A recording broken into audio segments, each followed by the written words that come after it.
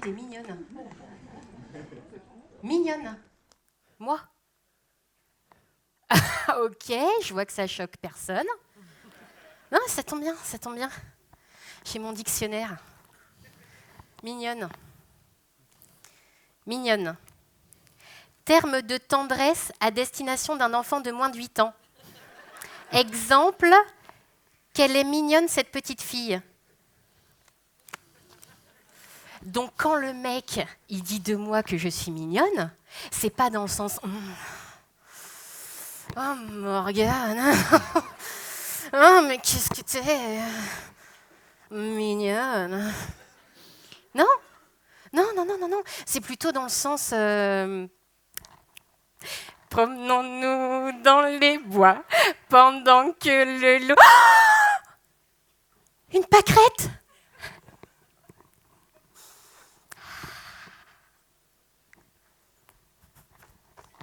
Que ce soit bien clair, messieurs, lorsque vous dites qu'une femme est mignonne, ça revient à dire qu'un homme est gentil.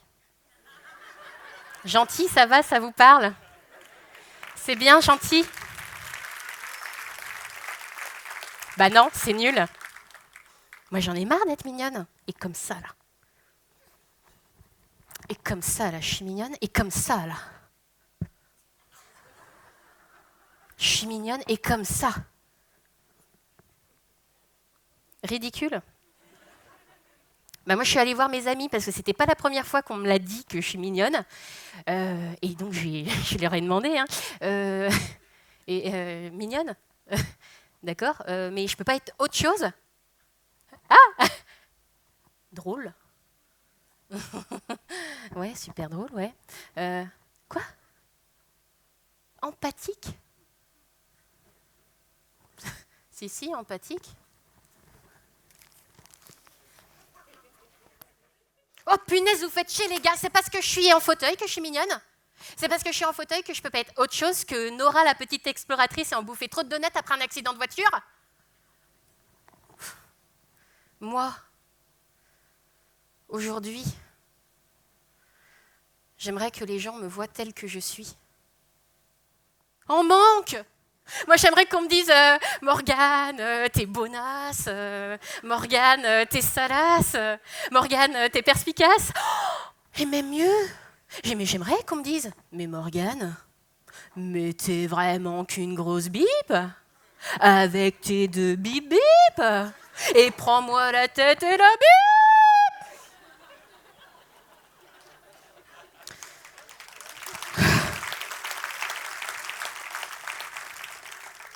Et pourtant, je pensais avoir trouvé la solution. Devenir un objet convoité par les hommes. Une bagnole ! J'ai déjà les pneus. Moi, j'aimerais qu'on se retourne sur mon carénage, qu'on me reluque le pare-choc, qu'on me palpe les airbags, qu'on me remplisse la jauge, qu'on me démonte un pneu, bordel, qu'on me démonte un pneu. Et qu'on me termine par un petit coup de polish.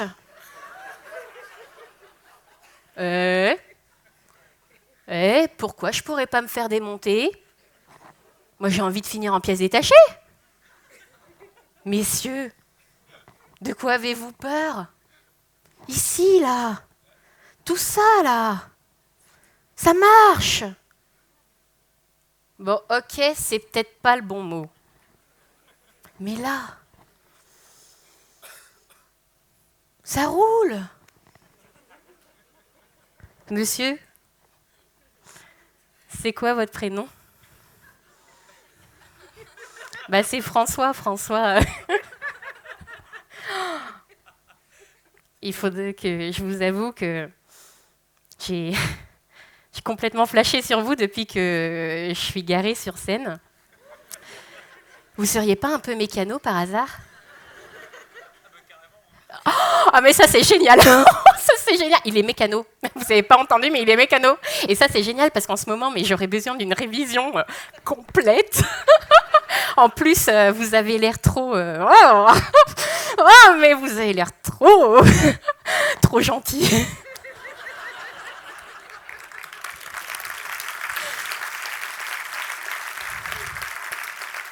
Ah, on vous a pas dit? On vous avait pas prévenu? Maintenant, c'est 1h30 de conférence sur la sexualité des personnes handicapées. Honnêtement, vous seriez venu? Alors qu'un quart d'heure à parler humour, c'est quand même plus vendeur, on est d'accord? L'humour pour faire passer des messages. C'est beau. C'est fort. On utilise tous l'humour. Pour moi, l'humour, c'est un suppositoire de messages à diffuser. On le sent à peine passer. Non, c'est vrai, on le sent à peine passer, mais le principe actif peut agir tranquillement. Pour moi, l'humour, c'est semer comme ça des graines dans vos têtes, et puis vous rentrez chez vous, et puis la graine, elle germe tranquillement, doucement. Donc moi, là, je viens de semer la graine de la question de la sexualité des personnes handicapées. Ouais, cette phrase, elle est longue. Ouais.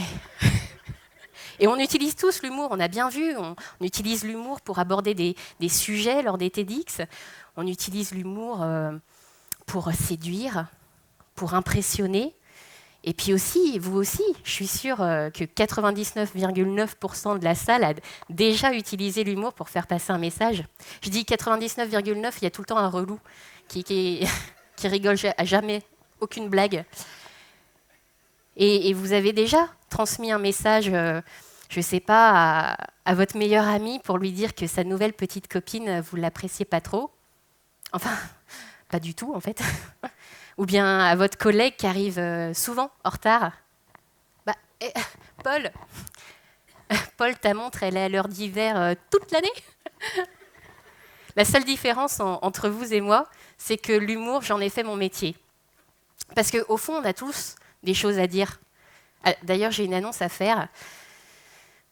Je suis chiante. Enfin, j'ai pas toujours été drôle. Parce que l'humour, pour moi, ça a été un moyen de résilience. Alors, je m'explique.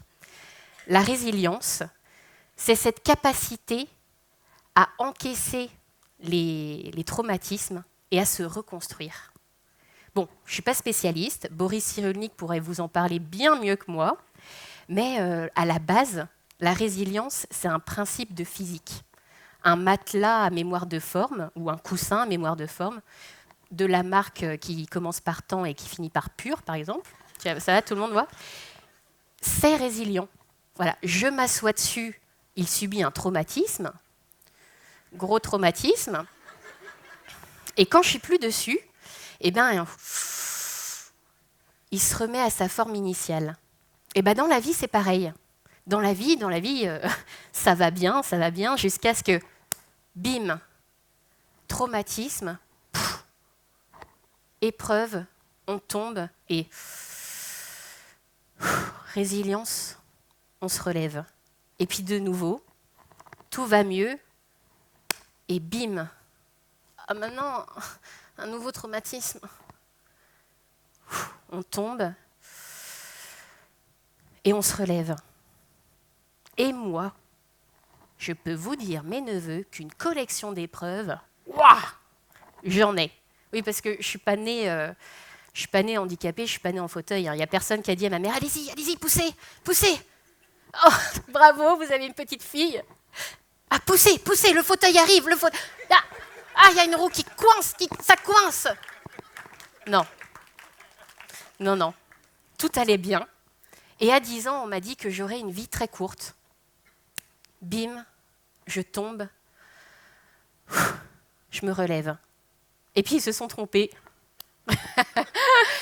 Et à 16 ans, j'ai développé des douleurs très importantes et on me dit que de toute façon, je devrais vivre l'intégralité de ma vie avec. Merde, les autres, ils s'étaient trompés. Bim, je tombe, je me relève. Et arrive 2008. 2008, ouais, c'est ça, j'ai 19 ans. Bim, je retombe. Je m'assois. Là, j'étais sur le cul, au sens propre comme au sens figuré. Le cul vissé sur un fauteuil.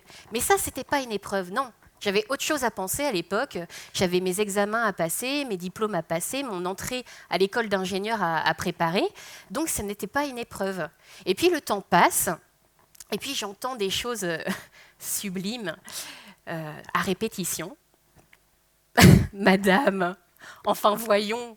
Mais vous vous doutez bien qu'entre votre candidature et n'importe lequel de ces fichiers-là, notre choix est déjà fait. Morgane, ah non, nous deux, ça va pas pouvoir le faire quand je te regarde. Bah, je vois tout ce que je peux pas faire. Ça, c'est Antoine, chez qui j'ai réveillé des instincts d'escalade à chaque fois qu'il me voyait. Bah, c'est quoi le problème? Ah, c'est ça.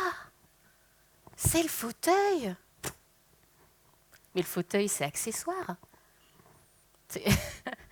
Et là, c'est devenu un problème.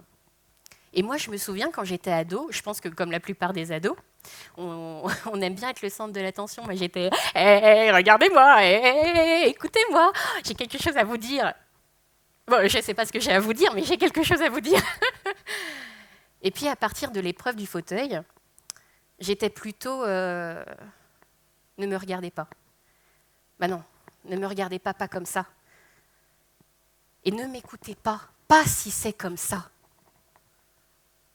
Et là, c'était un traumatisme. Parce que j'ai compris qu'on vit au travers des yeux des gens qui nous regardent. Je suis tombée. Et je me suis rassise. Et j'ai oublié la suite. Je suis tombée.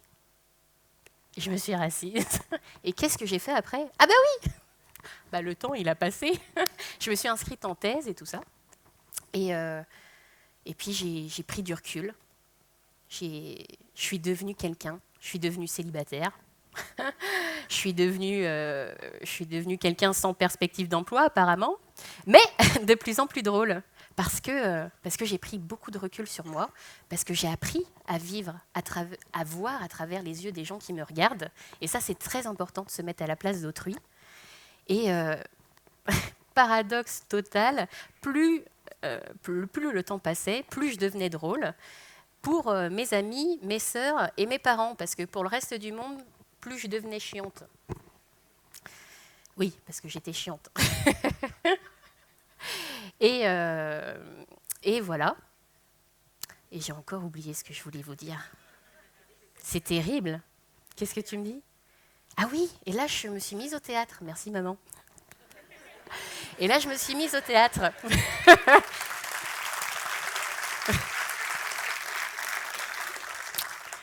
Je me suis mise au théâtre pour extérioriser tout ça, pour extérioriser ma colère. J'avais besoin de devenir souple, de devenir un matelas à mémoire de forme. Voilà. Et puis, première représentation, décembre 2014, théâtre d'improvisation avec mes collègues, mais alors, c'est le coup de foudre. Mais c'est pas le coup de foudre, waouh!